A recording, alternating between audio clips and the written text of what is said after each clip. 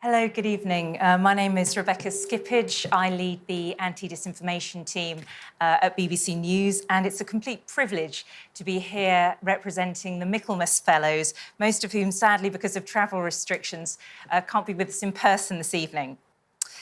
There were a lot of extraordinary things about being in Oxford last autumn. It was pre-vaccine. In fact, it was an amazing moment to be in Oxford when the AstraZeneca vaccine was developed. We were in and out of lockdown, we were all away from home, and we were incredibly worried about our loved ones.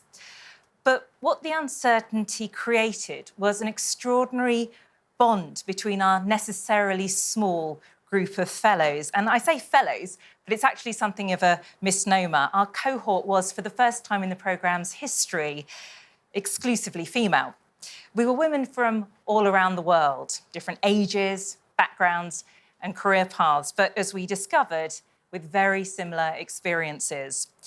Experiences of noticing underrepresentation in our output, of being talked over in meetings, of being given the soft stories or duties, and of being belittled when we pointed this out.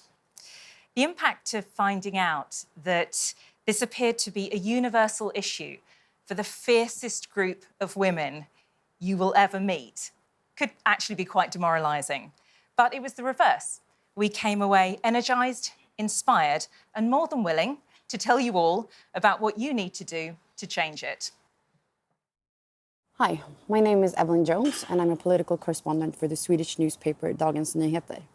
What I learned from my fellow female fellows is that we've all seen the same kind of structural problems when it comes to female journalists in our newsrooms around the world. And what I think we need to do to tackle this problem is, first of all, talk about it and be aware that there are problems even in places where we think we've come a long way when it comes to representation. And look at the structures, who talks in meetings, who gets the big stories, and make sure to use female journalists' experiences in a constructive way in the newsroom.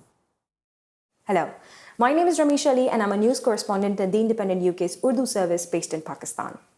So as we all know that the dynamics of trust between women journalists and male journalists is pretty different around the world. And we all come from different newsrooms and we know what different journalists go through, especially females, when they're not given those important tasks, when they're not given those important assignments, when they're not trusted with the kind of important things which their male counterparts are trusted with. So I think the newsrooms need to analyze the level of trust that they have within their organization when it comes to female journalists, and that I think can solve a lot of problems for them. Hi, I'm Cathy English from Canada, former public editor of the Toronto Star. In being part of this group of fine female fellows, I had opportunity to begin to think about the implications of the fact that the journalism I've long loved was designed and dominated by men, largely white men. Now, as a new generation of diverse global journalists debate and discuss the values, standards, and structures of journalism, I listen and I seek to learn, knowing that change must come. The future of journalism depends on it.